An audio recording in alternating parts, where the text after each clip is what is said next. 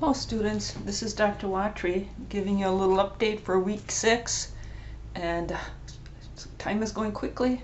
We only have 2 weeks left, but I want to let you know that you're doing a great job. I certainly look forward to reading through your chapter 3s on methodology and hope I can give you some good feedback. But you've been asking good questions. I've been responding and helping you as much as I can. All of our IRBs have been submitted. So we'll wait for the IRB committee to either send you further questions or approve your proposal. A reminder that you cannot start any research until that IRB has been approved.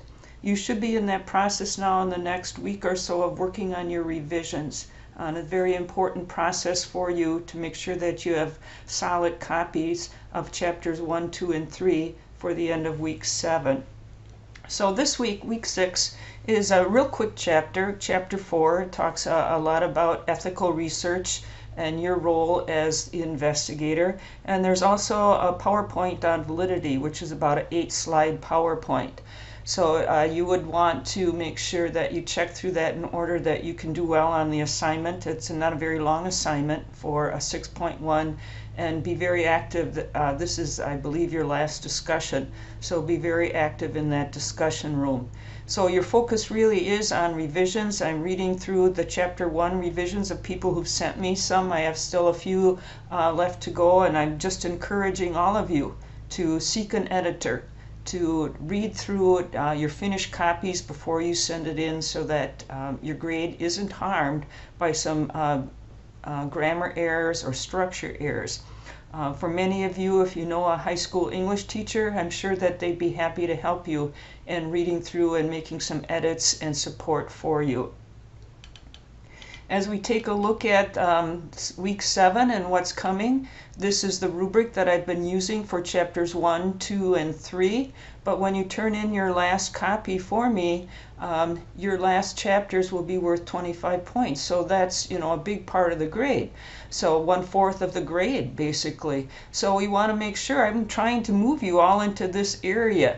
So we're taking a look to see, is that content's clear? Have you covered all of the sections that the text sets up and the template sets up, and that you've applied those concepts that Bui has presented in her text? This other area, I'm going to be talking a lot about this in this today's announcements, that it's grammatically correct, it's very organized, and that you use APA format. That's very, very important in research writing.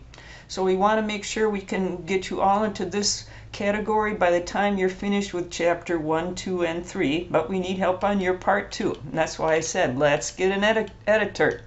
I'd like to point out that in your revision of your drafts, that you do pay attention to the comments that I make as I've gone through your drafts. It's only to help you have a better hard copy, finished copy, that you take a look at those comments. I don't like to get a revised copy and then find out that some of the things I've written in these columns and in these comments have not been addressed in your revised copy. So that's very important that you take a look at that and pay attention to my notes. Want to spend a little bit in covering the citations that you are doing in your text, because I'm seeing that that is one of the major errors that we're having here. I will send you this resource as an email attachment. There's probably 4 or 5 paragraphs with several examples of good writing, bad writing, and then there's a Q&A. The last page of that article is a Q&A, which answers many questions about in-text writing. Now, many of you had this quote in the comments that I sent you, and then I wrote something like this. And this means that you need to put a citation in that place. Okay, so that's what this indicates. I will be looking for a citation there. So basically, when you summarize or paraphrase someone else's information, you have to tell where that information came from. I know it's awkward, it shows up several times in a paragraph because I said cite 3 or more times, but there's different ways that you can do it. But APA demands that you know where that information come from. So you just don't do it at the end of the paragraph. It occurs several times within that paragraph. Now that solution is you start that paragraph with an introductory sentence, a topic sentence. then right away the next sentence or the beginning sentence, you're going to summarize and cite where that source is from.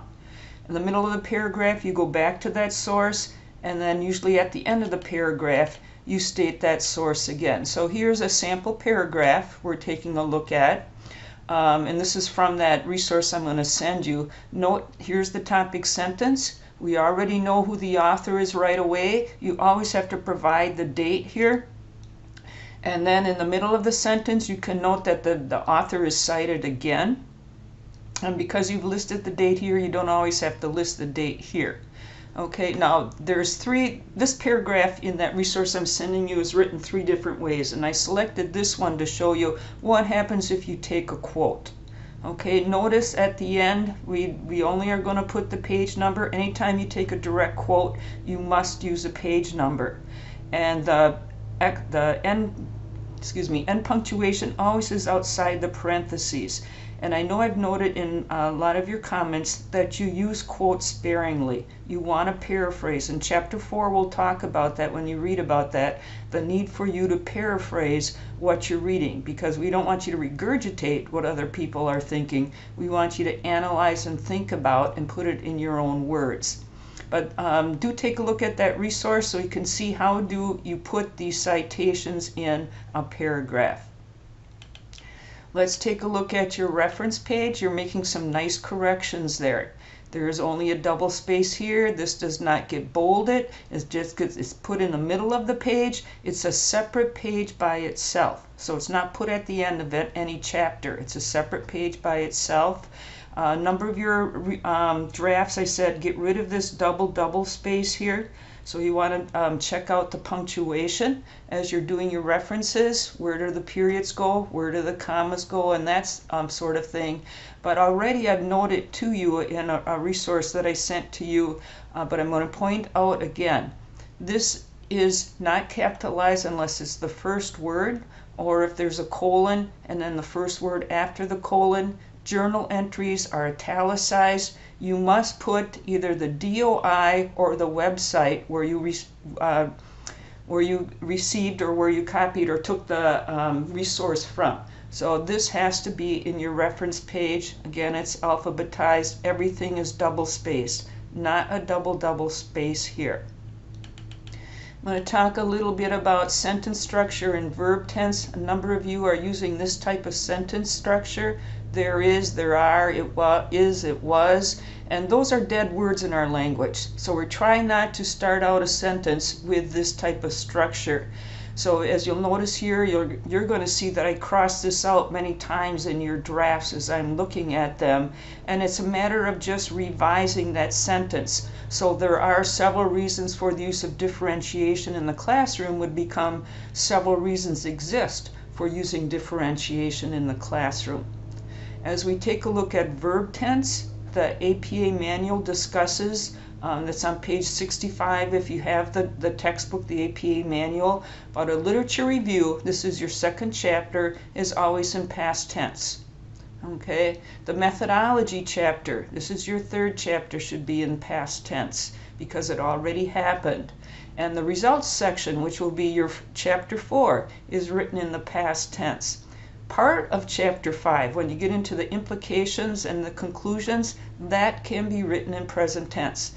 And the university does request that you use this past tense as you're doing research writing, even though it seems somewhat awkward.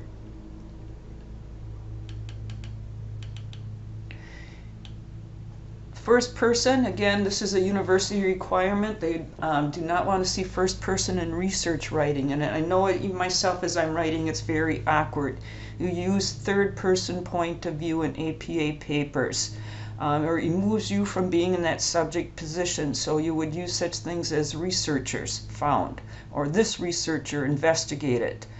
You won't use the word you, that's called second person, and you're going to avoid that use of first person. So you see that I cross it out many times as I see it appearing in your writing. We're almost finished here. I'll include this email or this website again when I send you the email. Some of you are putting in that running head and doing a very nice job with it. So I want to talk a little bit about it, and this blog will tell you how do you go into a Word document and in a program and insert it. Please note that in the title page you will have these words. It's called running head. That's not capitalized. There's a colon, and then your running head of the title. It's a shorter title of this. So try to get maybe 4 or 5 words or more, but don't make it too long that runs across the whole page. No page number here. Okay, so it's all in capital letters. So the first title page, you'll have this at the top, but then the other pages in your thesis will only have this title. And then the page number, some of you have inserted the page number, but it should go in the upper right hand corner. So that is where your page number goes. Lastly, as I'm looking at your literature reviews and the section that's the definitions, and I sent you a note, so this should be showing up in your revision.